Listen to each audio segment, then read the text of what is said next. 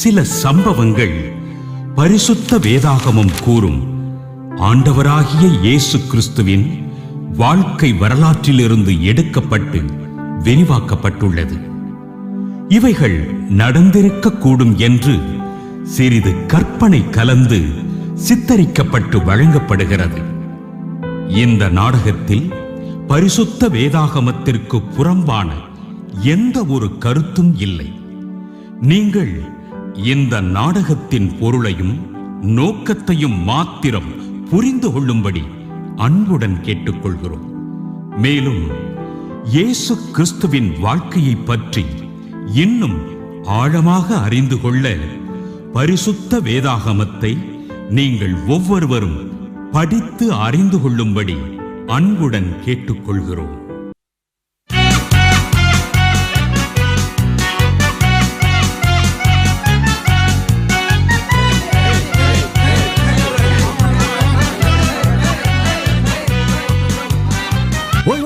பார்த்து பார்த்து பத்திரம். யோசேப்பு ஒரு பழுதும் இல்லாத சௌந்தரியவான், நாசரேத் ஊரில் மிக சிறந்த நீதிமானும் கூட. நீங்கள் ஆடும் சுவாரஸ்யத்தில் மாப்பிள்ளையை கீழே தவறவிட்டு விட போகிறீர்கள். கவனமாய் பார்த்துக் கொள்ளுங்கள். சரி சரி, நாங்கள் கவனமாய் பார்த்துக் கொள்ளுகிறோம். நண்பர்களே, சற்று என்னை கீழே இறக்கி விடுங்கள். வருகின்ற விருந்தினர்களை நான் சென்று வரவேற்க வேண்டும். ஆஹா, இந்த சந்தர்ப்பத்தை வைத்துக் கொண்டு உன் மணப்பெண் மரியாள் வருகிறாளா என்றுதானே பார்க்க செல்கிறாய். உம்மை விடப்போவதில்லை நாங்கள். போதும் போதும், என்னை இறக்கி விடுங்கள். நீங்கள் நினைப்பது போல் ஒன்றுமில்லை. அங்கே பாருங்கள், ரோம வீரர்கள் நம் வீட்டிற்குள் வருகிறார்கள். விடுங்கள், அட இறக்கி விடுங்களடா. நன்றி நண்பர்களே, இதோ வருகிறேன். வாருங்கள் வாருங்கள் வீரர்களே, உங்கள் வரவு நல்வரவாகட்டும். என்ன யோசேப்பே, ஒரே கொண்டாட்டமாக இருக்கிறது. தச்சன் வீட்டில் அப்படி என்ன விசேஷம் என்று பார்த்துவிட்டு போகலாம் என்றுதான் வந்தேன். பார்த்தால் தெரியவில்லையா? தெனாயின் நிகழ்வு நடந்து கொண்டிருக்கிறது. அவருடைய நிச்சயதார்த்தம். எனக்கு இந்த யூதர்களின் தெனாயும் விழாவை பார்க்க வேண்டும் என்று நீண்ட நாள் ஆசை. சிறிது நேரம் இருந்து விட்டு செல்லலாமே. எனக்கும் அதே ஆசைதான் நண்பா. ஒரு கர்ப்பம் தரித்த பெண்ணின் ஆசையை நிறைவேற்றுவது உன்னுடைய முதல் கடமையாகும். சற்று நேரம் இருந்து விட்டே செல்லலாமே. இதில் என்ன தயக்கம்? நீங்கள் எங்கள் வீட்டு விழாவில் கலந்து கொள்வது எங்களுக்கு கிடைத்த மிகப்பெரிய பாக்கியம். வாருங்கள், உள்ளே செல்லலாம். இதோ வருகிறோம் வருகிறோம். சரி சரி, சிறிது நேரம் இருந்து விட்டு செல்லலாம். நான் பணிக்கு வேறு செல்ல வேண்டும். வாருங்கள், சற்று நேரத்தில் முடிந்துவிடும். இதோ எங்கள் தோட்டத்தில் விளைந்த திராட்சை பழங்களை கொண்டு தயாரிக்கப்பட்ட முதல் தரமான திராட்சை ரசம். பகிர்ந்து மகிழுங்கள். நீங்களும் எடுத்து பருகுங்கள்.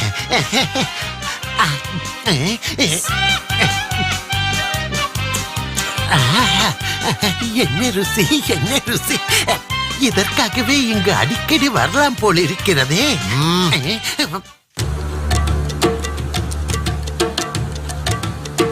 இதோ மணப்பெண் மரியாள் வீட்டார் வருகிறது போல் தெரிகிறது. Shalom shalom shalom shalom shalom. வாருங்கள் வாருங்கள். ஷலோம். Shalom shalom shalom. வானத்தையும் பூமியையும் உண்டாக்கின எங்கள் ஆபிரகாமின் தேவனும் ஈசாக்கின் தேவனும் யாக்கோபின் தேவனாகிய கர்த்தரால் இந்த காரியம் உண்டானது. மணமகன் யோசேப்பு, மணமகள் மரியாள், இவர்களின் நிச்சயதார்த்த விழாவிற்கு வந்திருக்கின்ற அனைவரும் கூடி வாருங்கள். நாம் விழாவை துவங்குவோம்.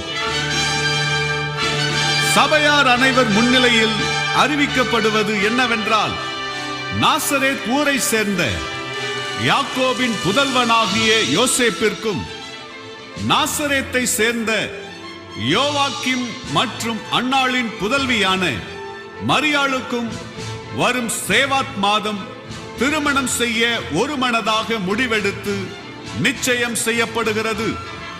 இதற்கு எங்கள் யெகோவா தேவனும் நீங்கள் அனைவரும் சாட்சி என்று சபையார் முன்னிலையில் அறிவிக்கப்படுகிறது.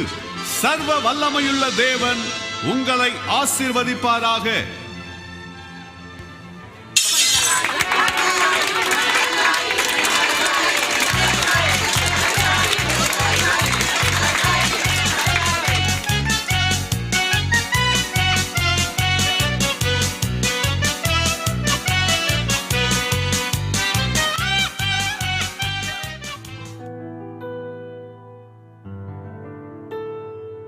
மணப்பெண் மிகவும் அழகாக இருக்கிறாள் அல்லவா? ஆமாம் ஆமாம், இப்படி ஒரு அழகு தேவதையை நான் இதுவரை கண்டதே இல்லை.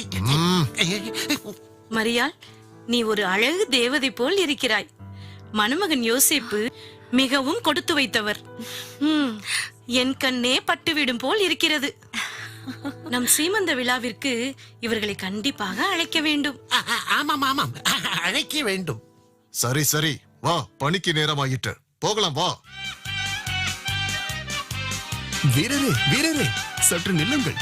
உங்கள் போர் ஈட்டியை எங்கள் வீட்டில் மறந்து வைத்து விட்டு போகிறீர்களே. மன்னிக்க வேண்டும், அதை என்னிடம் கொடுங்கள். நன்றி. இவர் எங்கு சென்றாலும் தன் போர் ஈட்டியை எடுக்காமல் வரவே மாட்டார். கையில் வைத்துக் கொண்டேதான் இருப்பார். ஏன் நண்பா, தூங்கும் போது கூட கையில் ஈட்டியை வைத்துக் கொண்டேதான் தூங்குவீரோ? சற்று நிறுத்து. இது எங்கே எப்போது தேவைப்படும் என்றே தெரியாது. அதனால் தான் இது எப்பொழுதும் என் கையில் இருக்கிறது. பணிக்கு நேரமாகிறது, புறப்படுங்கள். வாருங்கள் செல்வம்.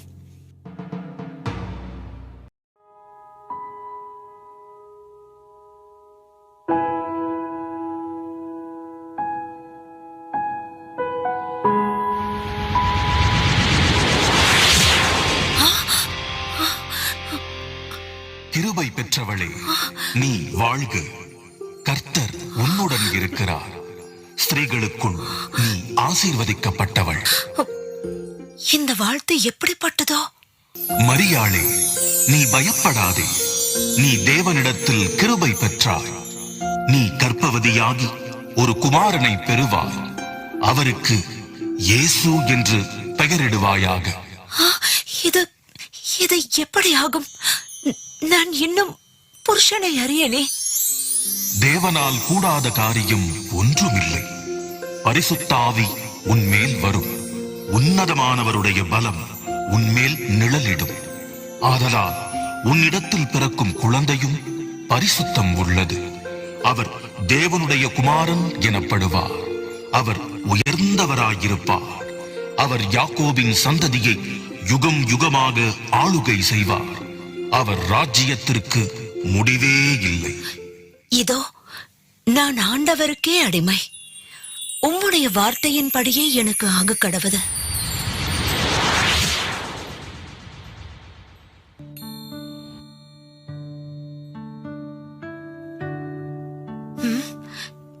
எனக்கு இன்னும் திருமணமாகவில்லையே. கன்னிகையாக இருக்கும் என் வயிற்றில் தேவ குழந்தையா? இதை பற்றி அறிந்தால் என் உறவினர்கள் எல்லாரும் சந்தோஷப்படுவார்கள். யோசேப்பும் கூட நிச்சயமாக என்னை புரிந்து கொள்வார். யூதருக்கு ராஜாவாக போகிறவர் என் வயிற்றிலா? தேவகுமாரன் எனக்குள் பிறக்க போகிறாரா? என் ஆத்மா கர்த்தருக்குள் மிகவும் களி கூறுகிறது.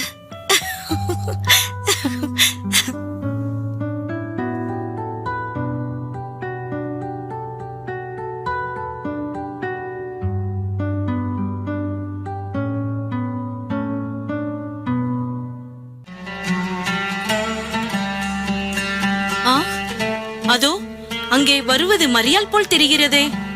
இப்படித்தான் நடந்தது.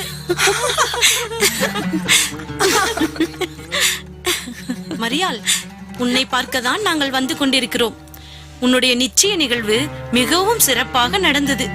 ஊரே இன்னும் அதை பற்றி தான் பேசிக் கொண்டிருக்கிறது. நாளை என் வீட்டில் விசேஷம். சீமந்தம் வைத்திருக்கிறேன். கண்டிப்பாக நீ வர வேண்டும். அப்படியா? நான் வர வேண்டுமா?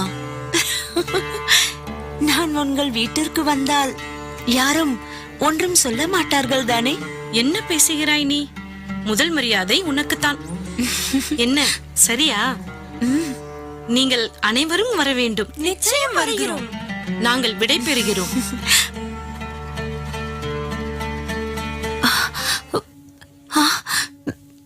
என்ன இது தலை சுற்றுகிறது? ஐயோ, மயக்கம் வருகிறது போல் இருக்கிறதே. மரியாள், மரியாள், என்ன வாயிற்று உனக்கு? மரியாள், எழுந்தரு. என்ன ஆயிற்று? மரியாள், மரியாள். அம்மா, அம்மா, சற்று நில்லுங்கள். நீங்கள் ஒரு மருத்துவச்சி தானே? சற்று என்னுடன் வாருங்கள். எங்கள் தோழி மரியாள் திடீரென்று மயங்கி விழுந்து விட்டாள். நீங்கள் வந்து அவளுக்கு என்ன நேர்ந்தது என்று பாருங்களே. அப்படியா? இதோ உடனே வருகிறேன். வாருங்கள் அம்மா, வாருங்கள். மரியாள், மரியாள், இந்த பெண் கருவுற்று இருக்கிறாள். என்னது? மரியாள் கருவுற்று இருக்கிறாளா? சில மாதங்களுக்கு முன்புதானே இவளுக்கு நிச்சயம் நடந்தது. இவளுக்கு இன்னும் திருமணம் ஆகவில்லையே. அதை நானும் அறிவேன். ஆனால் எனது கணிப்பு ஒரு நாளும் பொய்த்தது இல்லை. இந்த பெண் கருவுற்றுதான் இருக்கிறாள் என்று எனக்கு உறுதியாக தெரியும். ஆமாம் ஆமாம், இவர் கணிப்பு ஒரு நாளும் தவறாது. நான் கருவுற்ற போதும் எனக்கு சரியாக கணித்தது இவர்கள்தான்.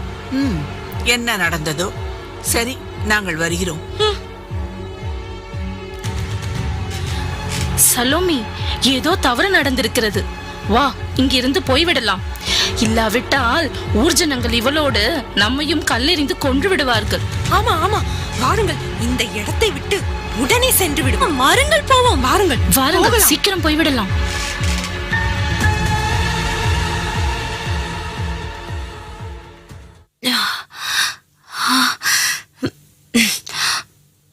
எனக்கு என்ன நேர்ந்தது? என்னோடு கூட வந்த தோழிகள் எங்கே? எல்லாரும் எங்கே போனார்கள்? தேவதூதன் எனக்கு கூறிய நற்செய்தியை பகிர்ந்து கொள்வதற்கு முன்பாகவே இவர்கள் சென்று விட்டார்களே.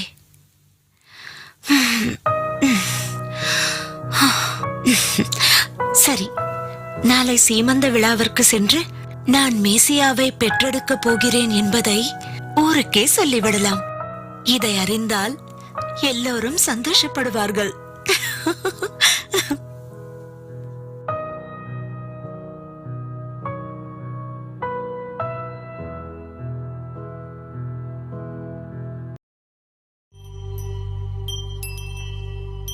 பார்த்தாயா எஸ்தர், நேற்று வரை ஊரார் அனைவரும் மரியாளை போல் ஒழுக்கமுள்ள பெண் இந்த உலகிலேயே இல்லை என்று சொன்னார்கள். இப்பொழுது அவள் முகத்திரையை அவளே கிழித்து விட்டாள். எப்படி ஒரு கன்னிகை திருமணத்துக்கு முன் கருவுற்று இருக்க முடியும்? யோசேப்பு இதை கேள்விப்பட்டால் என்ன முடிவெடுக்க போகிறாரோ? யூத குலத்திற்கே தீட்டாக பிறந்த பெண் மரியாள். அண்ணால் இவளை பெற்றதற்கு பதிலாக ஒரு ஆட்டுக்குட்டியை பெற்றிருக்கலாம். தேவனுக்கு பலியிடுவதற்காவது உதவி இருக்கும். ஒரு விசேஷ வீட்டில் என்ன பேச வேண்டும் என்று உனக்கு தெரியாதா? அந்த வேசியின் பேச்சை விட்டுவிட்டு வேறு பேச்சை பேசு. என்ன பேசுகிறார்கள் இவர்கள்? மரியாள் கருவுற்று இருக்கிறாளா? ஏதோ தவறு நடந்தது போல் இருக்கிறதே. யோசேப்பை பார்த்து உடனே எச்சரிக்க வேண்டும். அவன் ஒரு நல்ல மனிதன். என் நண்பன் இப்படிப்பட்ட ஒரு பெண்ணை திருமணம் செய்து கொள்ள ஒருபோதும் துணை போக கூடாது. என்ன பெண் இவள்? எஸ்தர், சலோமி. ஏய் மரியாள், நீ இங்கே எதற்கு வந்தாய்? என்ன காரியம் செய்திருக்கிறாய்? நீ கருவுற்றிருக்கிறாய் என்பது ஊருக்கே தெரிந்து விட்டது. ஆம், நான் கருவுற்றிருப்பது உண்மைதான். அதை பற்றி உங்களிடம் கூறத்தான் வந்தேன். என் கருவில் இருப்பது யார் தெரியுமா? நாம் எல்லாரும் எதிர்பார்த்து கொண்டிருக்கிறோம் அல்லவா, அந்த யூதகுல. நீ ஏன் இங்க வந்தாய்? உன்னுடைய வார்த்தை எதையும் கேட்க நாங்கள் தயாராக இல்லை. உன்னை போய் என் வீட்டுக்கு அழைத்தேன் பார். சீ, வெளியே போ. சகோதரி, சகோதரி, நான் சொல்ல போவதை சற்று நின்று கேளுங்கள். நீ போ. உன் முகத்தை பார்க்கவே எனக்கு பிடிக்கவில்லை. என் கணவர் ஒரு கோபக்காரர். அவர் வருவதற்கு முன்பாக இங்கிருந்து சென்று விடு. போ போ.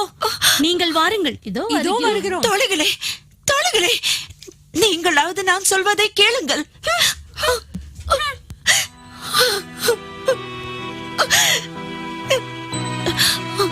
ஆண்டவரே, எனக்கு ஏன் இந்த அவப்பெயர்? உம்முடைய ஆவியினால் உண்டான குழந்தையை அல்லவா நான் சுமக்கிறேன். இதை எப்படி நான் இந்த ஜனங்களுக்கு புரிய வைப்பேன்?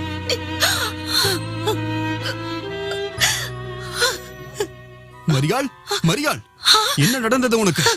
என் நண்பன் உன்னை பற்றி கூறும் காரியம் என்ன? யோசேப் அவர்களே, மிகவும் நலமாக போனது. உங்களை சந்தித்து நானே இதை அறிவிக்க வேண்டும் என்று இருந்தேன். ஒரு தேவதூதன் தோன்றி என்னிடம் சொன்னபடி நான் கர்ப்பம் தரித்துள்ளேன். யூதருக்கு ராஜாவாக போகிறவர் நமக்கு பிறக்க போகிறார். என்னது, கர்ப்பம் தரித்திருக்கிறாயா? ராஜா பிறக்க போகிறாரா? என்ன பிதற்றுகிறாய்? ஐயோ, இப்பொழுது நான் என்ன செய்வது? நான் சொல்வது உண்மைதான். ஒரு நாள் ஒரு தேவதூதன் என்னிடத்தில் வந்து, உன் கதை எதையும் கேட்க நான் தயாராக இல்லை. நீ கொஞ்சம் என்னை விட்டுவிடு. சற்று நில்லுங்கள், நான் சொல்வதை கொஞ்சம் கேளுங்கள். நான் கர்ப்பமாம் ராஜாவாம்.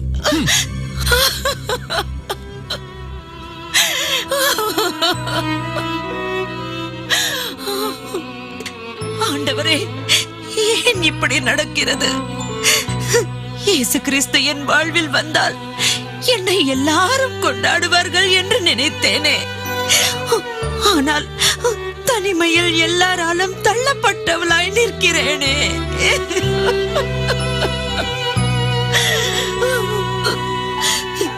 எல்லோரும் என்னை புரிந்து கொள்வார்கள் என்று நினைத்தேனே. யாருமே என்னை புரிந்து கொள்ளவில்லையே. நான் இப்பொழுது என்ன செய்வேன்? ஆனாலும் என்னை தெரிந்து கொண்டு அழைத்தவர் நீர் உண்மையுள்ளவர்.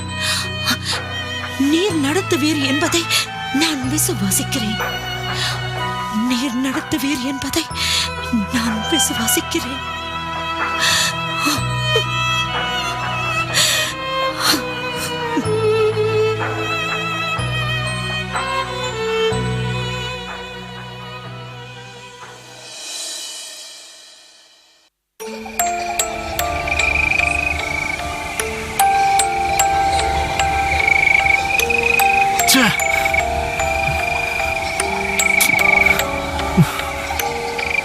என்ன இது இப்படி ஆகிவிட்டது? மரியாள் மிகவும் நல்ல பெண் என்றுதானே அனைவரும் சான்றளித்தார்கள். இப்பொழுது திருமணத்திற்கு முன்பாகவே கருவுற்று இருக்கிறாளே. ஐயோ, நான் என்ன செய்வேன்? மரியாளின் குடும்பம் மிகுந்த மரியாதையும் நன்மதிப்பும் பெற்ற குடும்பம் ஆயிற்றே. இப்பொழுது அது முற்றிலும் அழியும் நிலையில் உள்ளதே.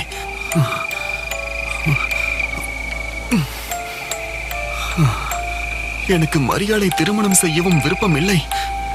அதே சமயம் அவளை அவமானப்படுத்தவும் மனதில்லை. ரகசியமாய் அவளை தள்ளிவிட எனக்கு ஒரு யோசனை தோன்றுகிறது. நான் என்ன செய்வது ஆண்டவரே? எனக்கு உதவி செய்யும்.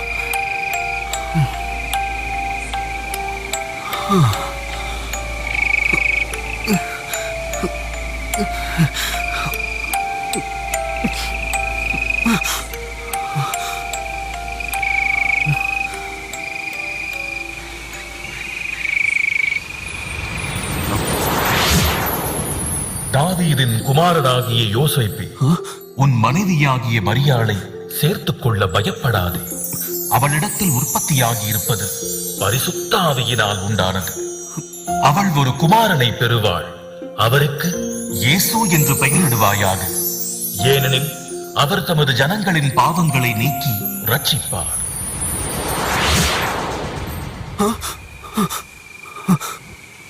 அப்படி என்றால் எங்களிடத்தில் ஒரு ராஜா பிறக்கப் போகிறாரா? ஊரே அவரை கொண்டாடும். நமது வீட்டில் ஒரு ராஜா வந்து விட்டார் என்றால் நமக்கு இனி ஒரு குறைவுமே இருக்காது. சரி, அவளை நாம் சேர்த்துக் கொள்வோம். நானும் மரியாளை சரியாக புரிந்து கொள்ளவில்லையே. இவள் எதை பற்றித்தான் கூற வந்திருக்கிறாள்? அவளுக்கு செவி சாய்க்காமல் வந்து விட்டேனே. ஐயோ, ஆண்டவர் என்னை மன்னிப்பாராக.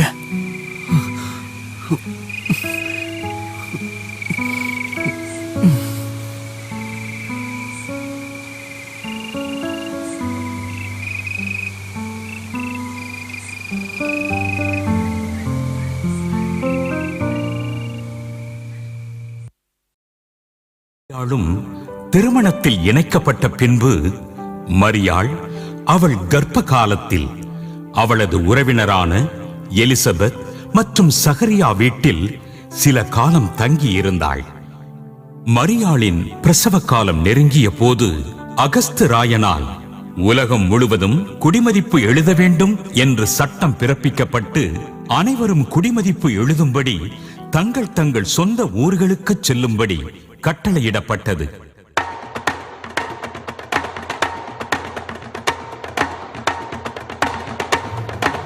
இதோ சகல ஜனங்களும் அறிய வேண்டியது என்னவென்றால், அகஸ்துராயினால் உலகம் முழுவதும் குடிமதிப்பு எழுத வேண்டும் என்று சட்டம் பிறப்பிக்கப்பட்டுள்ளது. ஆகவே அனைவரும் தங்கள் குடிமதிப்பு எழுதும்படி தங்கள் தங்கள் சொந்த ஊர்களுக்கு செல்லுமாறு கட்டளையிடப்படுகிறது. இது ராயனின் கட்டளை, ராயனின் கட்டளை, ராயனின் கட்டளை.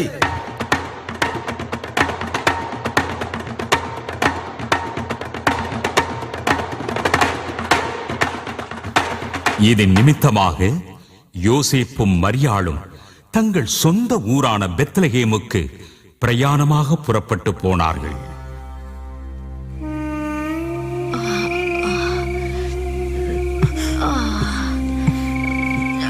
மரியா, பார்த்து வா, பார்த்து வா. மரியா, என்னவாயிற்று? ஐயோ, முடியவில்லையே. பிள்ளை பெறப்போகும் நேரம் வந்து விட்டது என்று தோன்றுகிறது. மரியாளே, சற்று நேரம் இங்கேயே உட்கார். அதோ தெரிகிறது பார் சத்திரம். அதில் நாம் தங்குவதற்கு இடம் கிடைக்குமா என்று விசாரித்து வருகிறேன். சீக்கிரம் வாருங்கள். இதோ இதோ வருகிறேன். ஐயா, ஐயா. யோ, யார் நீ? இந்த ராத்திரி வேளையில வந்து கதவை தட்டுகிறேன். உனக்கு என்ன வேண்டும்? நான் நாசரேத் ஊரை சேர்ந்தவன். குடிமதிப்பு எழுதும்படி இந்த ஊருக்கு வந்திருக்கிறேன். வரும் வழியில் என் மனைவிக்கு பிரசவ வலி வந்து விட்டது. குழந்தையை பெற்றெடுக்க உங்கள் சத்திரத்தில் இடம் கிடைக்குமா ஐயா? அப்படியா? சற்று உள்ளே எட்டி பாரு. ஒரு காகம் கூட உள்ள நுழைய முடியாத அளவிற்கு ஜனங்கள் உள்ள இருக்கிறார்கள். இங்க இடமில்லை. நீர் வேறு எங்கேயாவது சென்று கேளும். ஐயா, ஐயா, கொஞ்சம் மனமிருங்குங்கள் ஐயா. தேவனே, ஏன் எங்களுக்கு இந்த அல்லல்? உம்முடைய வார்த்தையை நம்பி அல்லவோ நாங்கள் எங்களை ஒப்பு கொடுத்தோம். இத்தனை அவமானங்களையும் தாங்கி வாழ்கிறோம். இப்பொழுது நாங்கள் என்ன செய்வோம்? உம்முடைய சித்தத்தை செய்ய ஒப்பு கொடுத்தால் ஒரு குறைவும் வராது என்று அல்லவோ நினைத்தோம். ஊரே வரவேற்கும் என்றுதானே அர்ப்பணித்தோம். ஆனால் நிலைமை தலைகீழாக இருக்கிறதே. தேவனே, எங்களுக்கு எப்படியாவது உதவி செய்யும், எப்படியாவது உதவி செய்யும். ஐயா, யார் இந்த ராத்திரியில்? ஐயா, என் மனைவி பிரசவ வலியால் மிகவும் அவதிப்படுகிறாள். தங்குவதற்கு கொஞ்சம் இடம் கிடைக்குமா ஐயா? என் மனைவி சுமப்பது ஒரு விசேஷமான குழந்தை. விசேஷமாவது குழந்தையாவது இங்கு இடம் ஒன்றும் இல்லை. நீ போகலாம். ஐயா, ஐயா, கொஞ்சம் கருணை காட்டுங்கள் ஐயா.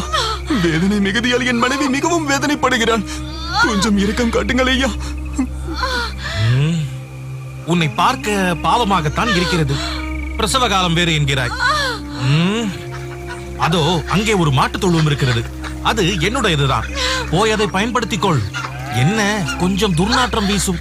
ஆடு மாடு கத்திக் கொண்டிருக்கும். நீ அதை சகித்துக்கொள். பரவாயில்லை ஐயா, நான் சகித்துக் கொள்கிறேன். நன்றி ஐயா, நன்றி ஐயா, நன்றி. மரியாளே, மரியாளே, இடம் கிடைத்து விட்டது. சற்று சிரமமாகத்தான் இருக்கும். பொறுத்துக்கொள். வா, என்னுடன் வா, எழுந்திரு. பார்த்து மெதுவாக. அதோ தெரிகிறதே ஒரு மாட்டுத் தொழுவம். அங்குதான் நீ குழந்தையை பெற்றெடுக்க போகிறாய். வா வா, பொறுமையாக வா.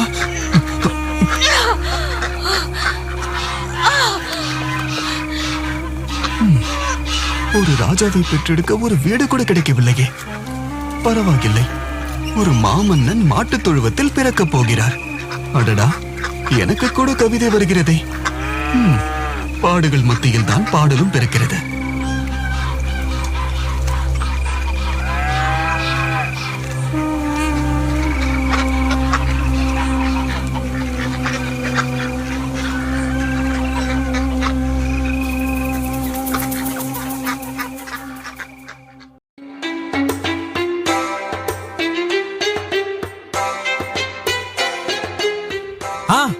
அங்கே பாருங்கள். அதோ நான் நட்சத்திரத்தை பார்த்து விட்டேன். அது அங்கே இருக்கிறது. அதோ பாருங்கள். அங்கேயா? அது பெத்லகேம் என்னும் சிறிய ஊராயிற்றே. இங்கேயா ராஜா பிறப்பார்? முட்டாள், உன் மூளையை எங்கே கிழக்கு தேசத்திலேயே கழற்றி வைத்து விட்டு வந்து விட்டாயா? உன் ஞானம் எங்கே போயிற்று? ராஜா எங்காவது கிராமத்தில் பிறப்பாரா? நீ எல்லாம் ஒரு ஞானி.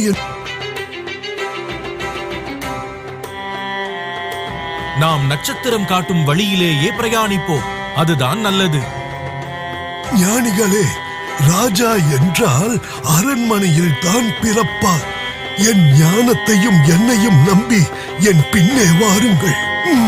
வாருங்கள், போகலாம்.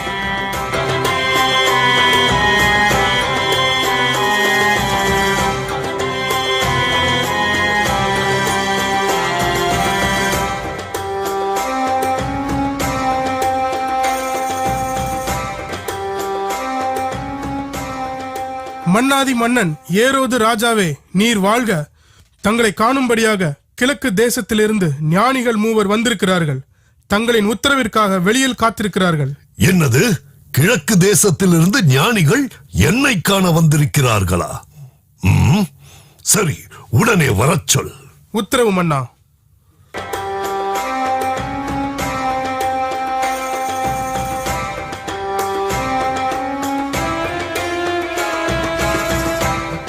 ஏரோது ராஜாவே, நீர் வாழ்க. உங்களுக்கு என் வணக்கங்கள். நீங்கள் யார்? என்னை காண வந்ததின் நோக்கம் என்ன? நாங்கள் கிழக்கு தேசத்தில் இருந்து வருகிறோம். யூதருக்கு ராஜாவாக பிறந்திருக்கிறவரை காண வந்திருக்கிறோம். என்னது?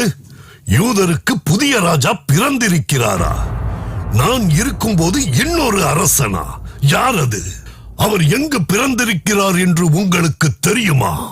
என்றென்றும் அரசாளப் போகிற யூதகுல ராஜா பிறப்பதற்கு அடையாளமாக வானத்தில் தோன்றிய ஒரு அதிசய நட்சத்திரத்தை கண்டு அதனை பின்தொடர்ந்து இங்கு வந்துள்ளோம். அப்படியா? வேதபாரகரே, நமது சுருள்களில் இதை பற்றி ஏதாகிலும் எழுதியிருக்கிறதா? அந்த சுருள் இருக்கிறது. மீகா சொல்லிடுங்க, அதுல எழுதிருக்கு, எனக்கு தெரியும். அங்கே என்ன செய்து கொண்டிருக்கிறீர்கள்? உங்களுக்குள் என்ன சலசலப்பு? அந்த சுருள்களில் அப்படி என்ன எழுதியிருக்கிறது? அதாவது அரசே, சுருளில் எழுதியிருக்கிறதின்படி யூதயாவில் உள்ள பெத்லகேமிலே பிறப்பார். என்ன? பெத்லகேம் என்னும் குக்கிராமமா?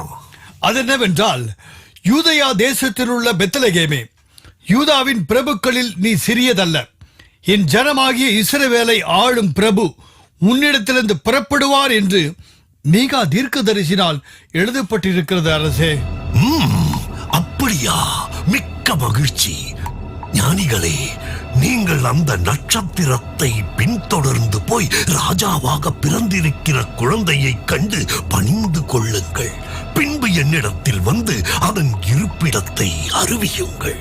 நானும் அதை காணவும் பணிந்து கொள்ளவும் ஆசையாயிருக்கிறேன். அவ்வாறே செய்கிறோம் அரசே.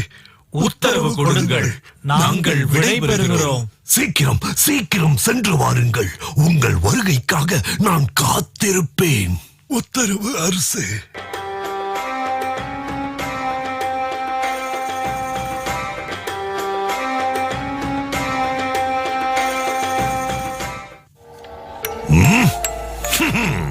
செய்தி இப்படி இருக்கிறதா?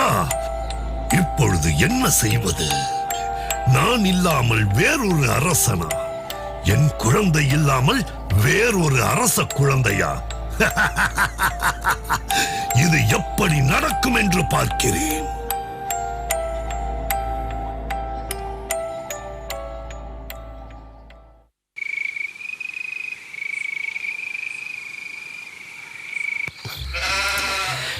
டேய், இந்த வெட்ட வெளியில இந்த ராத்திரி நேரத்துல மல்லாந்து படுத்துட்டு வானத்தில் உள்ள நட்சத்திரங்களை பார்ப்பது தனி சுகம்தானடா.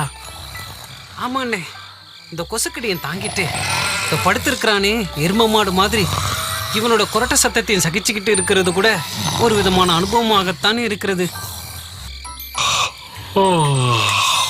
ஐயா ஐயோ, எனக்கு காப்பாத்துக்க ஐயா. வலிக்குதே. ஏன் இப்படி அலறுகிறாய்? என்னது? ஏன் அலறுகிறாயா? சற்று இங்கே வந்து பாருங்கள். ஒரு ஆணையின் கால் பூனையின் மேல் விழுந்தா போல் இருக்கிறது என் நிலைமை. ஐயோ, வலிக்கிறதே. டேய் கிளியோன், குண்டா, தடியா, அவன் மேல் இருந்து முதல்ல காலை எடுடா. பகல் முழுவதும் வயிறு முட்டை உண்ண வேண்டியது, இரவு முழுவதும் குரட்டு விட்டு தூங்க வேண்டியது. நாம் எதற்காக வந்தோமோ அதை மறந்து விட்டு இப்படி உறங்கிக் கொண்டிருக்கிறாயே. எழுந்திருடா தடியா. நீங்க இருக்கீங்கல்ல, நீங்களே பாத்துக்கோங்க. நிம்மதியா தூங்க விடுக்கலாம். சீ, இவனெல்லாம் திருத்தவே முடியாதுனே.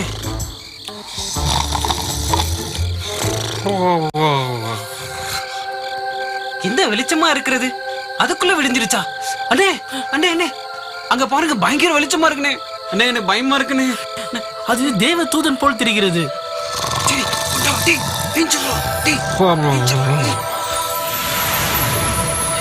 பயப்படாதிருங்கள், இதோ எல்லா ஜனங்களுக்கும் மிகுந்த சந்தோஷத்தை உண்டாக்கும் நற்செய்தியை உங்களுக்கு அறிவிக்கிறேன். இன்று கர்த்தராகிய கிறிஸ்து எனும் இரட்சகர் தாவீதின் ஊரில் பிறந்திருக்கிறார். பிள்ளையை துணிகளில் சுற்றி முன் அணையிலே கிடத்தி இருக்க காண்பீர்கள். இதுவே உங்களுக்கு அடையாளம்.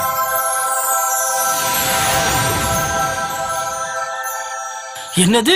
இரட்சகர் தாவீதின் ஊரிலே பிறந்திருக்கிறாரா? தாவீதின் ஊர்னா அது பெத்லகேம் தானே? வாங்க நம்ம உடனே போவோம். சரிங்கண்ணே. டேய் உண்டா, டேய் எழுந்துடுறா, டேய் எழுந்துடுறா. அண்ணே, எவ்வளவு எழுப்புனாலும் எழுந்திருக்க மாட்டானே.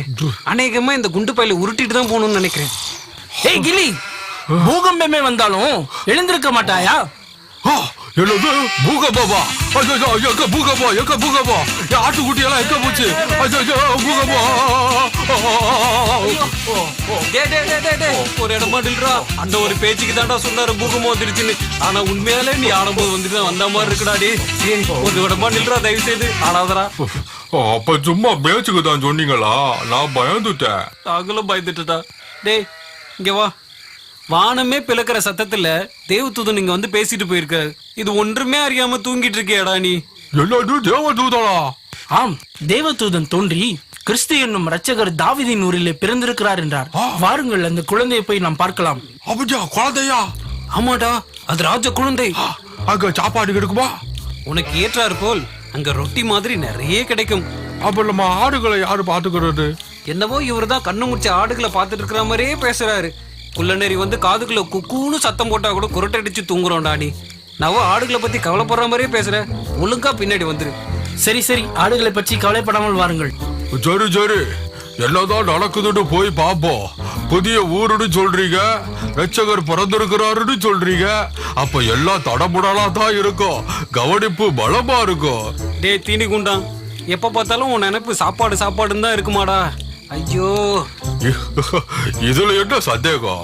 எனக்கு ரொட்டி தான் முக்கியம். இப்பவே பசிக்குதே. வாருங்கள் போகலாம்.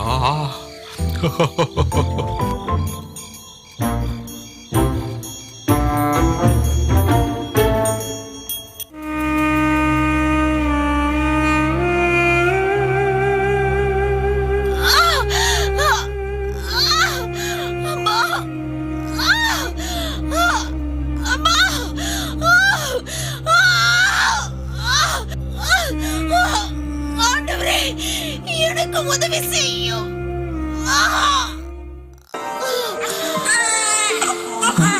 ஆண்டவரே உமக்கு நன்றி, ஆண்டவரே உமக்கு நன்றி.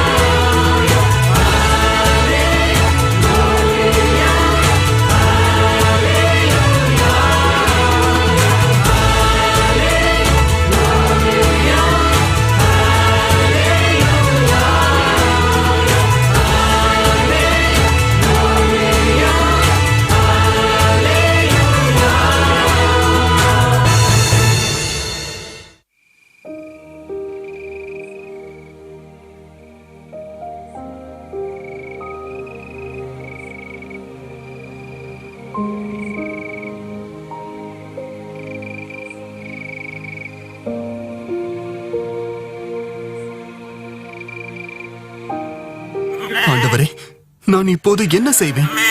இந்த இக்கட்டில் யார் எனக்கு உதவி செய்வார்கள்? நான் மரியாளுக்கு உதவி செய்வதா, இல்லை இந்த ஆடு மாடுகளை ஒதுக்குவதா? நானோ ஒரு தச்சன். இந்த மேய்ப்பனின் வேலை எனக்கு தெரியாதே. நான் இப்போது என்ன செய்வேன்?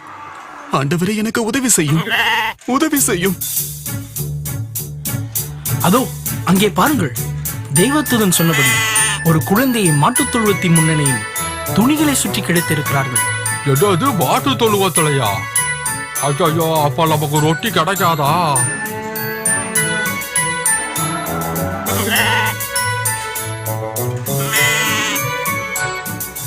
ஐயா, ஐயா, நீங்கள் எல்லோரும் யார்? எங்கிருந்து வருகிறீர்கள்?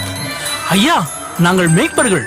ஒரு தேவதூதன் எங்களிடத்தில் தோன்றி, கிறிஸ்து என்னும் இரட்சகர் உங்களுக்காக பிறந்திருக்கிறார், குழந்தையை துணிகளில் சுற்றி முன்னணியில் கிடைத்திருக்கிறதை காண்பீர்கள் என்றார். அந்த விசேஷ குழந்தையை காண நாங்கள் ஆவலாய் வந்திருக்கிறோம். அப்படியா? வாருங்கள், வாருங்கள். நீங்கள் தான் இப்பொழுது எனக்கு மிகவும் அவசியமானவர்கள்.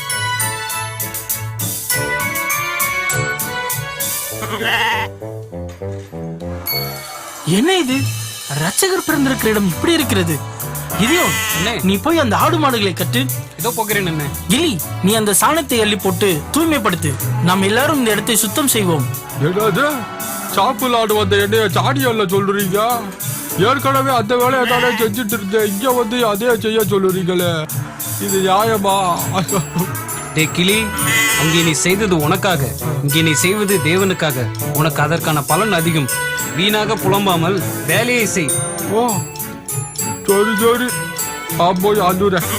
ஐயோ, என்னால குடிய முடியலையே. ஆண்டவரே, நீர் உன்னதமானவர். என் ஜெபத்தை கேட்டு ஏற்ற வேளையில் மேய்ப்பர்களை அனுப்பி எனக்கு உதவி செய்தீர். தேவனே, உமக்கு நன்றி, உமக்கு நன்றி.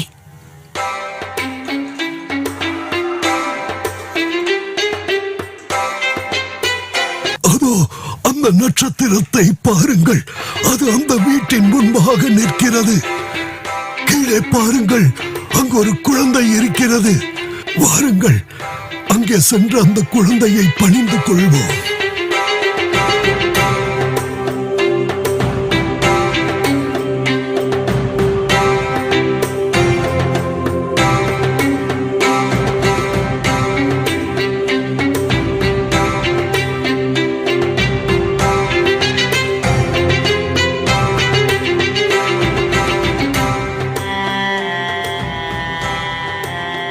ஆண்டவரே, நான் எப்படி என் குடும்பத்தின் தேவைகளை சந்திப்பேன் என்று கலங்கி நின்றேன். நாசரேத்தில் இருந்திருந்தால் கூட என் தொழில் எனக்கு கை கொடுத்திருக்கும். ஆனால் நீர் ஏற்ற வேளையில் என் தேவைகள் எல்லாவற்றையும் சந்தித்தீரே. உம் குமாரனாகிய இயேசுவை என் வாழ்வில் ஏற்றுக்கொண்ட பொழுது, எத்தனை போராட்டங்கள் வந்த பொழுதும் நீர் என்னை கைவிடவே இல்லை. உம்மை நோக்கி பார்த்த முகங்கள் ஒருபோதும் வெட்கப்பட்டு போவதே இல்லை.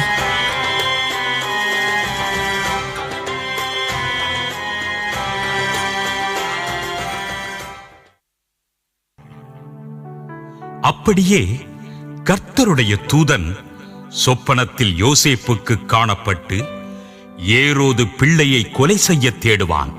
ஆதலால் நீ எழுந்து பிள்ளையையும் அதன் தாயையும் கூட்டிக் கொண்டு எகிப்துக்கு ஓடிப்போய், நான் உனக்குச் சொல்லும் வரைக்கும் அங்கேயே இரு என்றான்.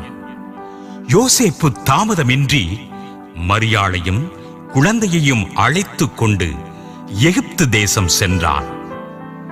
கிழக்கு தேசத்தின் ஞானிகளால் தான் ஏமாற்றப்பட்டதை அறிந்த ஏரோது கடும் கோபம் கொண்டான். நயவஞ்சகர்கள், இந்த கிழக்கு தேசத்து ஞானிகள் ஏன் எனக்கு இந்த பொல்லாப்பை செய்தார்கள்? என் அரியணையில் இன்னொரு அரசனா? நினைத்து பார்க்கவே முடியவில்லையே. நான் என்ன செய்கிறேன் பாருங்கள். யார் அங்கே? அரசே, என் சாம்ராஜ்யத்தில் 2 வயதிற்குட்பட்ட அனைத்து ஆண் குழந்தைகளும் கொல்லப்பட வேண்டும். இது ராஜாவின் கட்டளை. இதை எப்பொழுதே நிறைவேற்றுங்கள். உடனே புறப்படுங்கள். உத்தரவு அரசே. எனக்கு விரோதமாக எத்தனை அரச குழந்தைகள் பிறந்து வந்தாலும் அவைகளுக்கும் இதுதான் நிலைமை. ஏரோதின் சாம்ராஜ்யத்திற்கு முடிவே இல்லை. இது என்றைக்கும் நிலைத்திருக்கும்.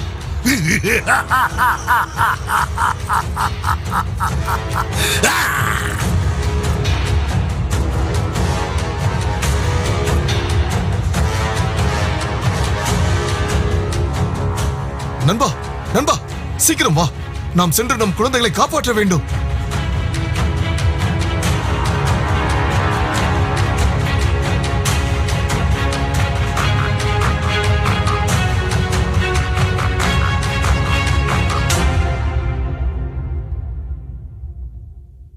குழந்தையை கொடு. ஐயோ விடு. ஏய், குழந்தையை கொடு.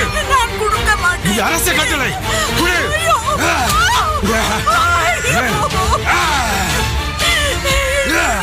அநியாயமாக கொன்று விட்டாயே. நான் என்ன செய்வேன்? ஐயோ என் குழந்தை பெத்த வயிறு பத்தி எரிகிறது. ஐயோ நான் என்ன செய்வேன்? ஐயோ ஐயோ என் குழந்தை, என் குழந்தை. நம் குழந்தை எங்கே? நம் குழந்தை எங்கே? அவளுக்கு ஒன்றுமாகவில்லையே. நம் குழந்தையை பறித்து சென்று கொன்று விட்டாள் அந்த பாதகன். என்ன சொல்கிறாய் நீ? அது ஒரு ரோம குழந்தை என்று சொன்னாயா? ஐயோ, அதை சொல்வதற்கு முன்பே குழந்தை என் கையில் இருந்து பறித்து கொண்டு போய் 2 வயதிற்குட்பட்ட எல்லா குழந்தைகளையும் கொள்ளதான் எனக்கு கட்டளை என்று சொல்லி கொன்று விட்டாள். ஐயோ என் குழந்தை, என் குழந்தை, என் லிவியா! இல்லை! யார் அந்த அரச குழந்தை? நான் கொஞ்சி மகிழ்ந்த செல்ல குழந்தையை பறிகொடுத்து விட்டேனே. இதற்கு நான் பழி வாங்கியே தீருவேன். யார் அந்த அரச குழந்தை? நானே அதை கண்டுபிடித்து என் குழந்தை சிந்திய ரத்தத்திற்கு ஈடாக அதன் ரத்தத்தை சித்த வைப்பேன். அதன் உயிரை எடுத்தே தீருவேன். அதை கொல்லாமல் என் உயிர் போகவே போகாது. இது என் போர் ஈட்டியின் மேல் ஆணை.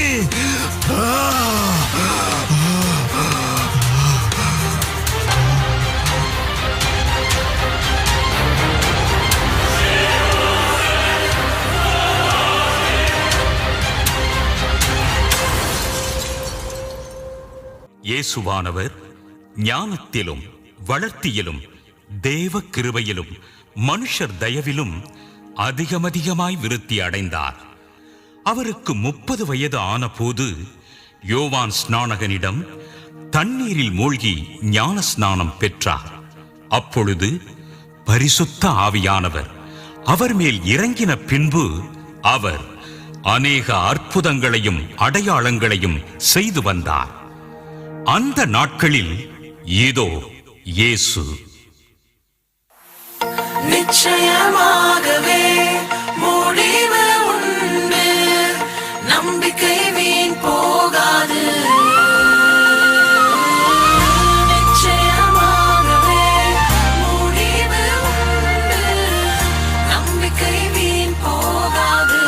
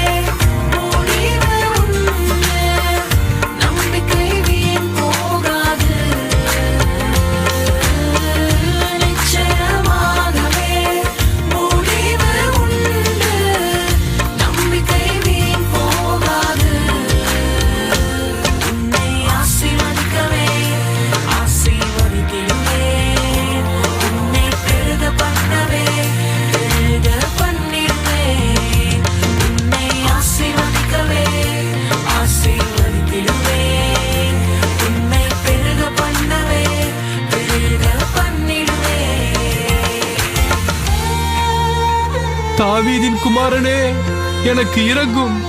தாவீதின் குமாரனே எனக்கு இறங்கும்.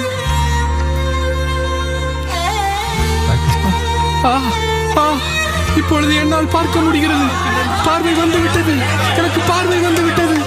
என்னால் எல்லாம் பார்க்க முடிகிறது.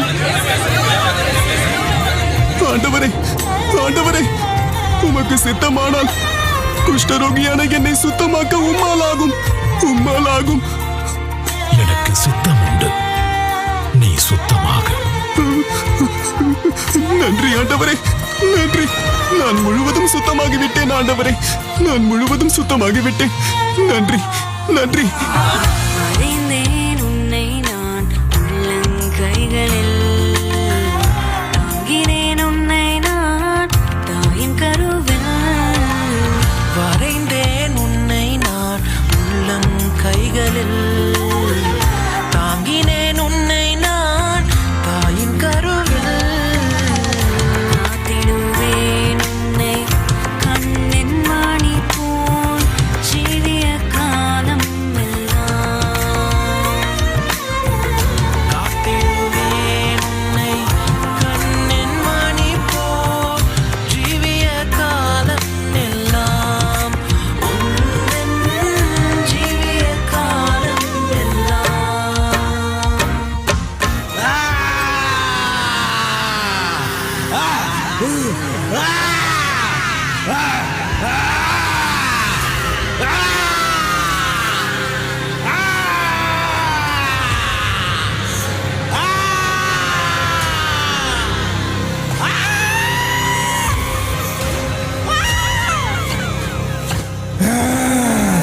தேவனுடைய குமாரனே, உமக்கும் எங்களுக்கும் என்ன?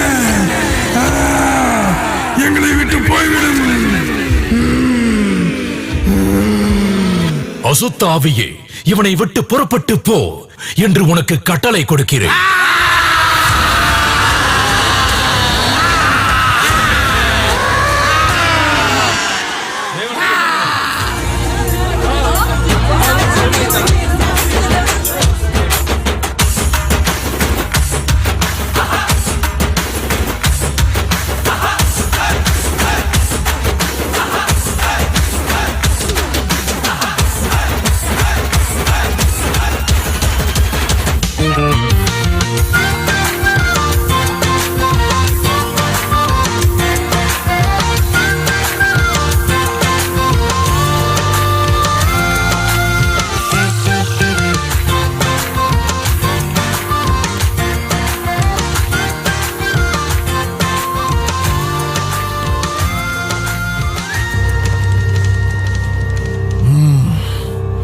இவரை பார்க்கும்போது என் மகனின் நினைவு எனக்கு வருகிறது. என் குழந்தை உயிருடன் இருந்திருந்தால் இவர் வயதில் தான் இருந்திருப்பான். நண்பா, இவர்தான் அந்த ராஜ குழந்தையாக இருப்பாரோ? ஏரோதின் கட்டளையினால் உன் குழந்தையை பறி கொடுத்தது இவர் நிமித்தமாய்தான் இருக்கும் நண்பா.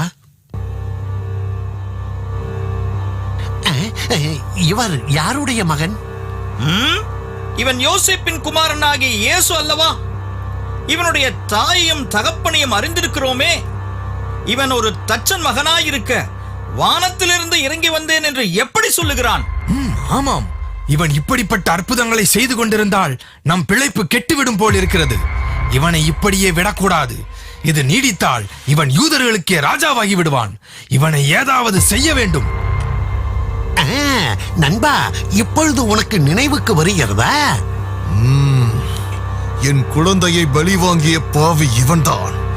என் குழந்தையின் மரணத்திற்கு காரணமாயிருந்தது இவன்தான். இவனை கொல்லாமல் நான் விடமாட்டேன். இத்தனை நாட்களாக இவனைத்தான் நான் எல்லா இடங்களிலும் தேடிக்கொண்டிருந்தேன். என் குடும்பத்தில் நடந்த இழப்பு என்னை மிகவும் பாதித்தது. ஒரு நாள் கூட நிம்மதியாக உறங்கியதே இல்லை. குடும்பமாக உணவு உண்டதும் இல்லை. எல்லோரும் இவனையா கொண்டாடிக் கொண்டிருக்கிறார்கள். நண்பா, உன் கோபம் சரியானது அல்ல. ஏரோது என்னும் ராயனின் கோபத்துக்குத்தான் நம் குழந்தைகள் எல்லோரும் பலியானார்கள். அதனால் நீ கொஞ்சம் பொறுமையாக இரு. விடு, அவனை பழிக்கு பழி வாங்காமல் விடமாட்டேன். விலகுங்கள், வழிவிடுங்கள், விலகுங்கள். நண்பா, நண்பா, சற்று நில். அதோ அங்கே பார், நமது தலைவர் நூற்றுக்கு அதிபதி அந்த இயேசுவின் இடத்திற்கு போகிறார் பார். இவர் ஏன் இப்பொழுது இங்கு வந்தார்? ஈட்டியை கக்கத்தில் அடக்கி வை நண்பா. இது இதற்கான சமயம் அல்ல. நாம் வேறொரு சந்தர்ப்பத்தில் பார்த்துக் கொள்ளலாம். ஆண்டவரே, என் வேலைக்காரன் வீட்டிலே திமிர்வாதமாய் கிடந்து கொடிய வேதனைப்படுகிறான். நீர் அவனை சொஸ்தமாக்க வேண்டுகிறேன். நான் வந்து அவனை சொஸ்தமாக்குவேன். ஆண்டவரே, நீர் என் வீட்டிற்குள் பிரவேசிக்க நான் பாத்திரன் அல்ல. நீர் இங்கிருந்து ஒரு வார்த்தை மாத்திரம் சொல்லும், அப்போது என் வேலைக்காரன் சொஸ்தமாவான். நீர் சொன்னால் ஆகும் என்று நான் விசுவாசிக்கிறேன் ஆண்டவரே. நீ போகலாம். உன் விசுவாசத்தின்படி ஆகக் கடவுது.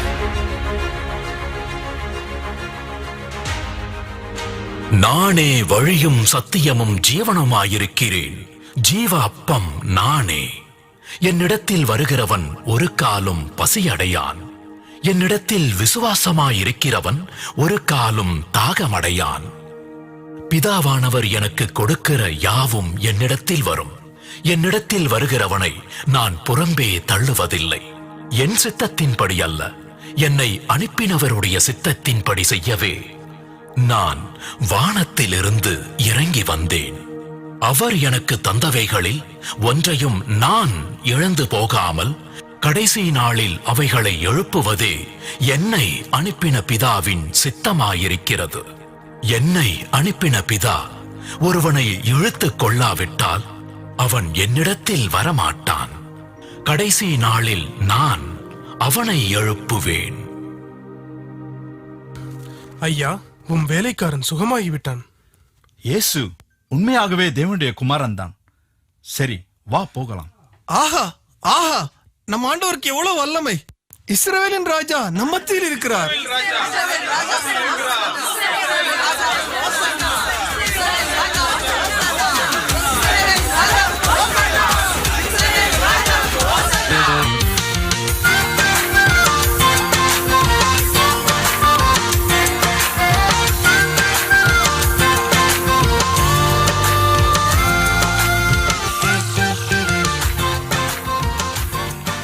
பார்த்தாயா நண்பா, அவர் செய்கிறதெல்லாம் அற்புதமாக நடக்கிறது நண்பா.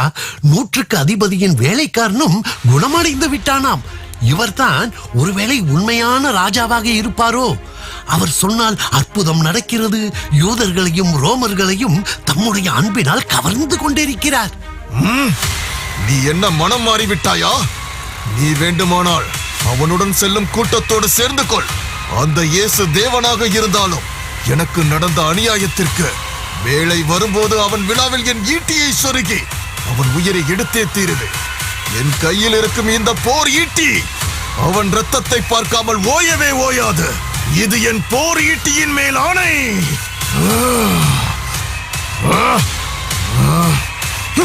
என்ன நண்பா, என்னை விட்டு விட்டு நீ எங்கே செல்கிறாய்? இரு, பொறுமையாகிரு, நானும் வருகிறேன்.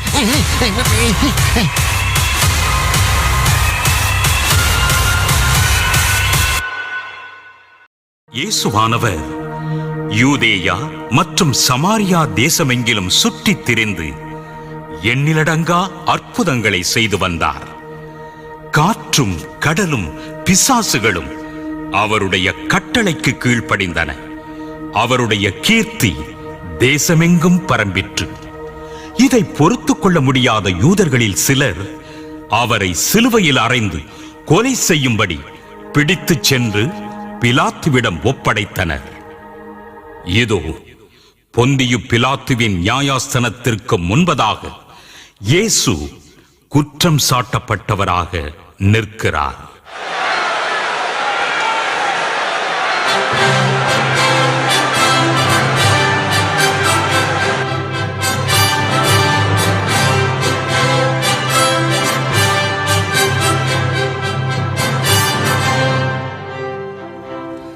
மாண்புமிகு தேசாதிபதியே, நீர் வாழ்க.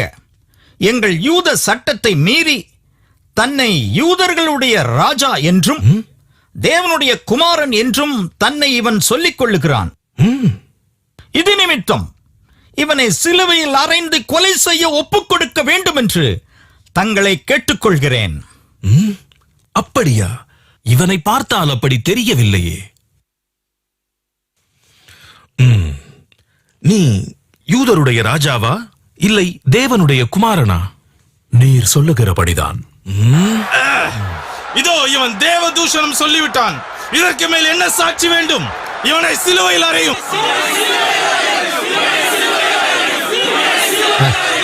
நண்பா, நீ சொன்னது சரிதான் போல் தெரிகிறது. இவர் ஏதோ தவறு செய்திருக்கிறார் போல. நீ விட்டாலும் அவர் செய்த பாவம் அவரை சும்மா விடாது போல. பொறுத்திருந்து பார்ப்போம். அமைதி, அமைதி.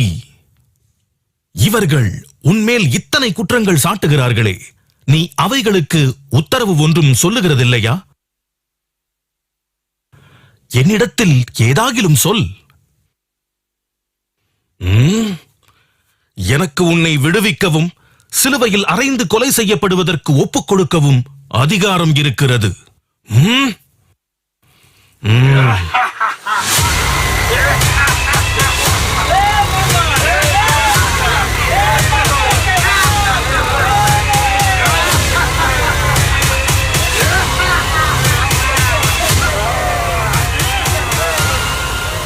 பண்டிகை தோறும் ஒரு கைதியை விடுதலை செய்வது எனது வழக்கம்.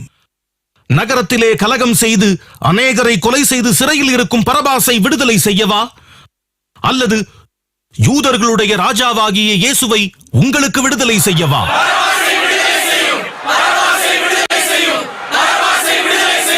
அப்படி என்றால் யூதர்களுடைய ராஜாவான இயேசுவை நான் என்ன செய்ய வேண்டும்?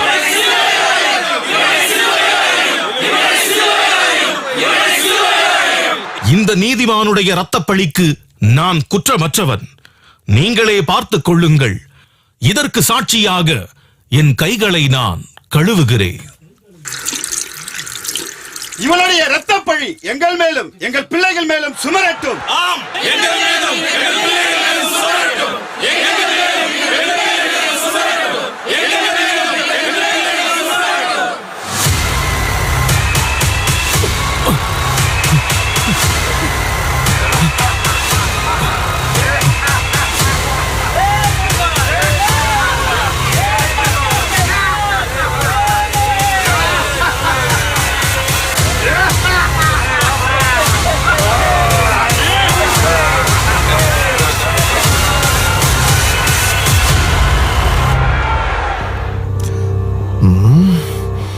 என்னது? இத்தனை வருடமாக அவரை கொலை செய்ய சுற்றித் திரிந்த என் கைக்கு தப்பித்த இயேசு இன்று மரண ஆக்கினையில் இருக்கும் போது பிலாத்து அவரை விடுவிக்க வகை தேடியும் தன் உயிரை துச்சமாக நினைக்கிறாரே. ஒரு கொடூரன் பரபாசுக்கு பதிலாக தன் உயிரை இவர் ஒப்பு கொடுத்து விட்டாரே. ஒருவேளை நான் தான் அவரை சரியாக புரிந்து கொள்ளவில்லையோ நண்பா? சரி சரி, இனி நம்மால் ஒன்றும் செய்ய முடியாது. நம் வேலையை பார்ப்போம். வா.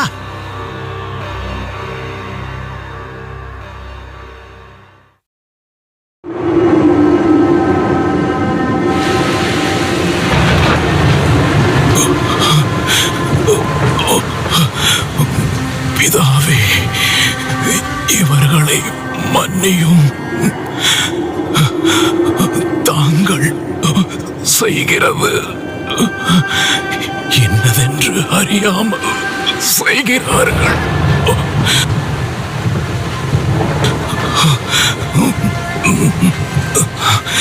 எல்லாம் முடிந்தது.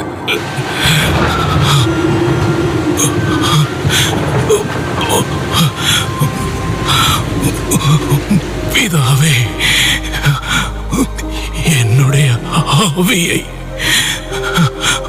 உம்முடைய கைகளில் ஒப்புவிக்கிறேன்.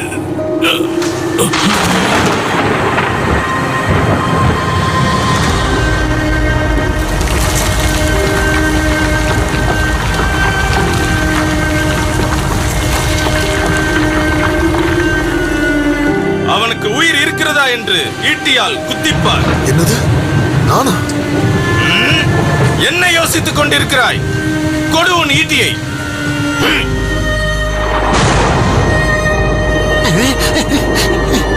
உண்மையில் இவர் தேவனுடைய குமாரன் தான், அதில் எந்த சந்தேகமும் இல்லை.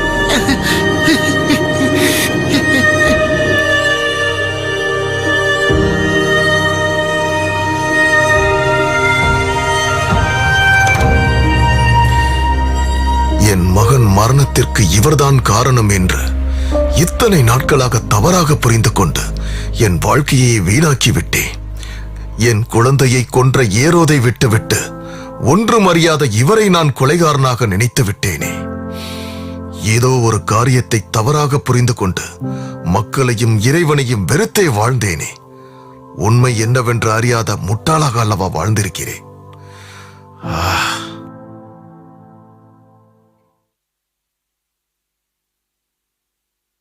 வானவர் 3ஆம் நாள் உயிரோடு எழுந்தார். அந்நாட்களில்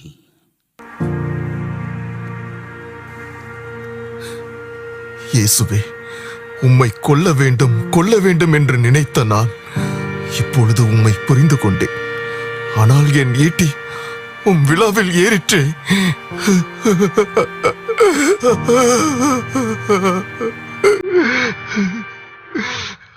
இயேசு உயிர்த்தெழுந்தார் என்று சொல்கிறார்களே, சிலர் புரளி என்று வேறு சொல்கிறார்கள்.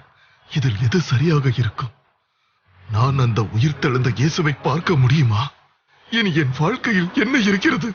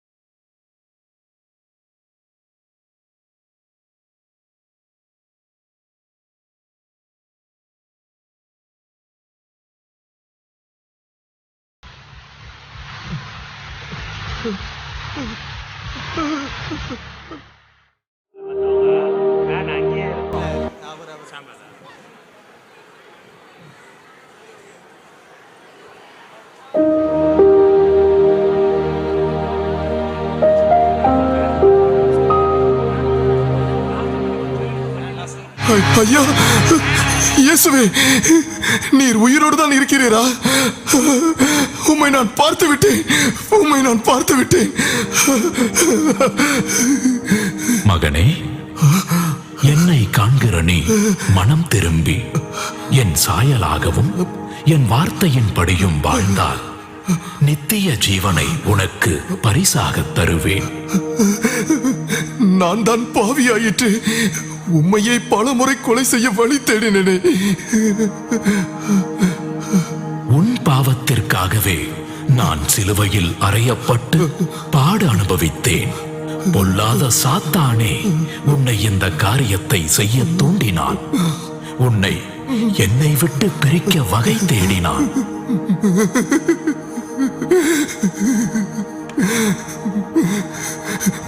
என் தேவனே, என்னை மன்னியும்.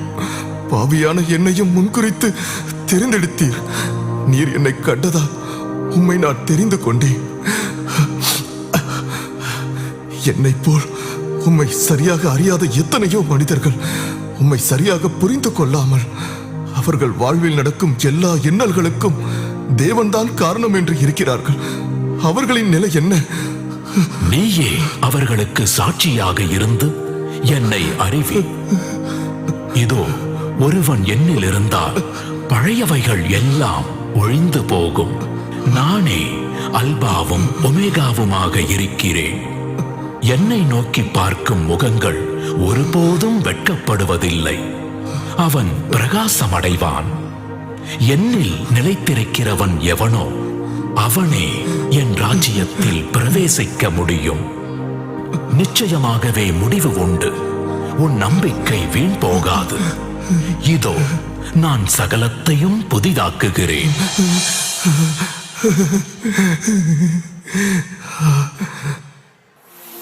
நிச்சயமாகவே முடிவு உண்டு. நம்பிக்கை